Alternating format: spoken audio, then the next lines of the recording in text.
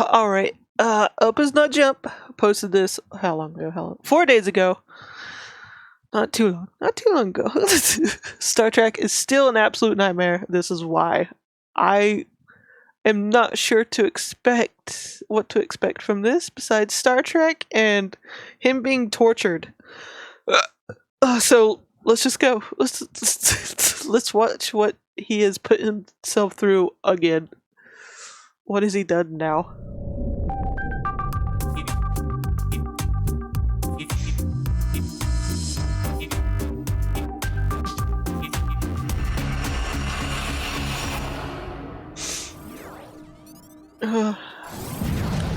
Hello. What was that intro? This is part 2 in a however many part series where I review the very worst episodes of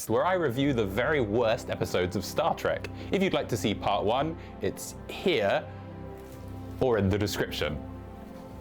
So today we're going to look at an episode from Voyager, and this series seems to be the most popular after The Next Generation, but it's also generally deemed to be complete and absolute balls. And so I went through all of Voyager's worst episodes to find the very worst one. And you know, it wasn't always easy. I mean, look at We're this getting shit. into Star Trek politics. So you see, it's not that great. Oh, for God's sake. And yes, it was in fact Gandhi doing that. Anyway, I think I found the very best, worst episode for us to watch Get an together. appointment tomorrow. So Okay, let's Yummy. begin. So the I episode appreciate the begins alert. with I this appreciate you coming to hang guy. out. Okay, really though, I've never actually watched much of this program, so I don't know the name of this character. But we'll come up with one now. Beef. Ham. Beefum. Beefum here is performing a flight test of some kind, but things quickly What start an to go unfortunate wrong. name. The vector's drifting. Don't you worry, I've got another right here. I'm reading a fracture in the port nacelle pylon. Don't you worry, I've got another right here. Anyway, it all goes wrong, the ship blows up, and we jump cut to him sitting on the floor. You're dead. Oh, you could have sugarcoated that a little bit. This then leads to the show's intro cinematic, which I gotta say, this time is pretty... Wait, careful, there's a sun right there. You guys should probably go around. Oh, God! And there we go, that's it. The episode's over. We then cut to the officers discussing what went wrong, and oh, good lord, what is that? I'm a fish head with blonde hair, skin legions, and a human torso. What, you've never seen this before? On my planet, this is normal. Happy bunch? We've hit a wall. Basically, these guys are trying to work out how to make the ship go faster by going all the way up to warp 10. Now in Star Trek, warp 10 is basically infinite speed. It's so fast, in fact, that... It means that you would occupy every point in the universe simultaneously. And does this really sound like a good idea? You know what occupying every known space in the universe simultaneously would look like? Well, I'll show you. Ah!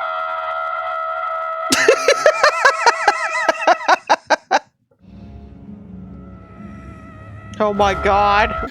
That.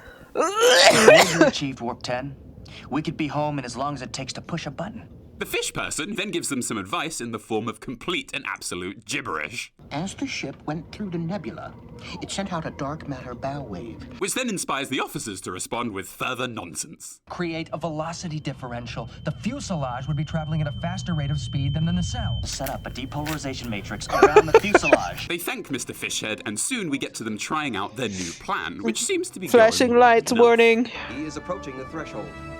Engine output at maximum. It's working! The ship lights are flickering! Warp 10. What kind of reaction was that? We've reached infinite velocity. We're masters of the universe. All of time and space is now within our grasp. Oh, yes. And you know, speaking of how everyone in Star Trek seems to be total experts in science and maths, well, you can be too, thanks to today's sponsor, Brilliant.org. See, Brilliant is the perfect way to interactively learn about and understand the universe. And you Brilliant.org too has thousands of can warp interactive 10. lessons, from science to foundational and advanced maths, where you are always learning by doing. Remember how Beefum said, create a velocity What a fucking differential. name. wouldn't it be great to understand what he's talking about? Thankfully, Brilliant has an amazing section on calculus that coaches you step by step through each concept. The calculus rather section die even than naturally learn works you math. all Oh the my way God, up to Phoenix. differential equations. Velocity differential. So for me, You're gonna I've die on finally that been able hill. to learn what calculus is in an engaging way. So to try everything Brilliant has to offer free for a full 30 days, visit brilliant.org/UpIsNotJump or click the link in the description. The first 200 of you will get 20% off Brilliant's annual premium subscription. Anyway, the crew are all very happy that they've reached Warp 10, but while talking to the captain, Beetham cuts out. Lieutenant, can you hear me? What? No, of course he can't hear you. He's simultaneously occupying every known point in existence. What do you expect? Actually, any minute now, he'll... Oh yeah, here he comes. The ship eventually returns, and although Beetham seems fine, he suddenly gets very sick. Oh, and you know it's bad because his forehead starts to change. You see, in Star Trek, foreheads are a great way of telling how somebody is doing. You see, mine, glorious. But others are not so lucky. Sing with me. Why would anyone evolve a forehead that looks like these? What possible use could they have, except for the Bajorans who are really, really attractive? It looks like he's having an allergic reaction. What did he ingest?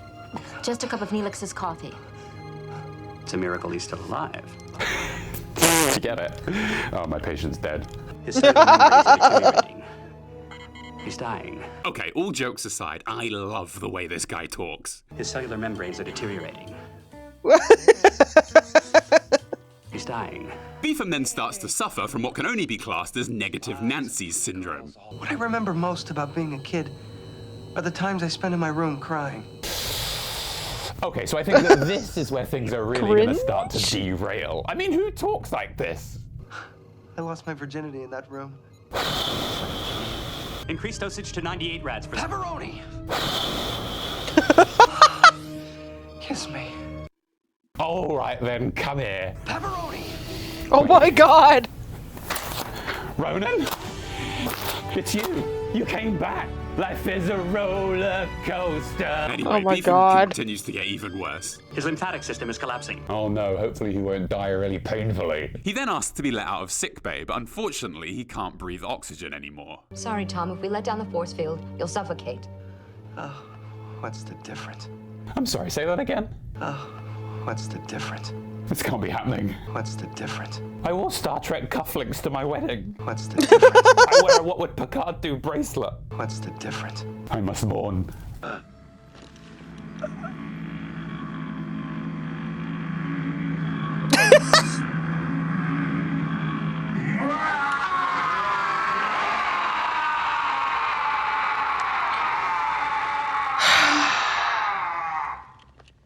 So the real issue with this episode is there's nothing else Well, a happening. little dramatic. This is the only plot going on. So all we have is Mr. Pepperoni saying the most annoying shite I've ever heard in my life. I'm starving! I don't trust people who don't cry.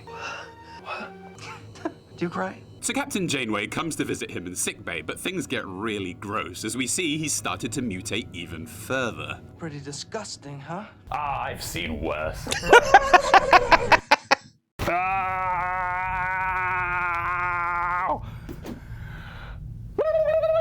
So the captain chats with Balloon Voldemort for like 5 full minutes of completely miserable dialogue. The doctor's working on a way to restore your DNA to its Why? original. Excuse me? What I'm becoming will probably be better than who I was. As the episode goes on, the doctors continue to monitor his situation and try to come up with ways to help him. In the meantime, I'm going to see about treating him with... Doctor! What is it now, Mr. Paris? Even the doctor's had enough of them. Right, obviously this episode is terrible, but the doctor is an absolute gem. Oh no. I'm gonna watch all of Voyager now, aren't I? Well, I mean, there can't be that many episodes, can there? Fuck. So Beetham continues to mutate and ends up looking Just a few. like... Well, he doesn't really look like anything. The doctor decides that the only way to fix these mutations is to put Beetham into the ship's engine. I don't know, this episode is really bad. So they hook him up to the engine, but while performing the treatment, he escapes. Now, I would show you this daring escape, but all we get is this screen.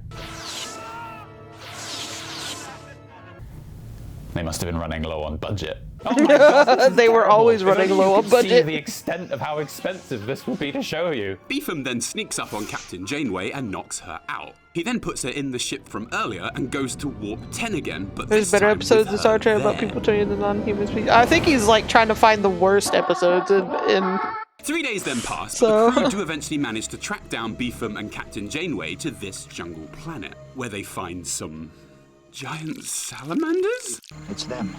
It's them. It's them. It's them. It's them. Oh no, and they've made babies. Babies. Tiny human salamander, infinite speed, time travel, backwards evolution, fish babies, why? The babies then start to leave and the crew just let them swim away, not just shoot them on sight like their parents. Why is this happening? This is Star Trek. It's my favorite show. Why does it do that? We then cut back to the ship and everyone just happens to be feeling totally fine. Why the fuck not? And Captain Janeway and Beetham, I really wish I hadn't called them that, then chat about their unusual experience. I've thought about having children. But I must say, I never considered having them with you. And there it is. Congratulations, Voyager. You're the winners of the worst conversation anyone's ever had award. And I'm also proud to say you've won second prize for best off-screen salamander sex scene. Captain, I'm sorry. I don't know what to say, except I don't remember very much about, you know. What makes you think it was your idea? Oh yeah. You know what? After that line, I don't feel comfortable giving you this award anymore. Clearly, you deserve first place for best off-screen salamander sex scene. I can't believe these my are the wife made all of awards we these. need. They then stare lovingly into each other's eyes as the ship floats off into the distance. Oh my God, that mask. Evil Mask Space Wolf, you've come back. There was an imbalance in the universe. Now it is at peace. Why do you sound like Mufasa? It is the voice you gave me. Okay, could we go psychedelic again? Of course we can, Simba.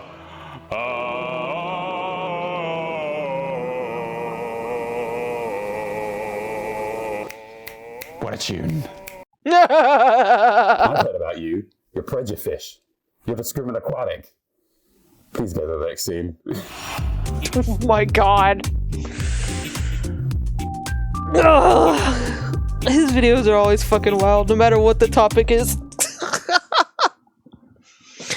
Oh man. Fucking Star Trek. It's got something for everybody, really.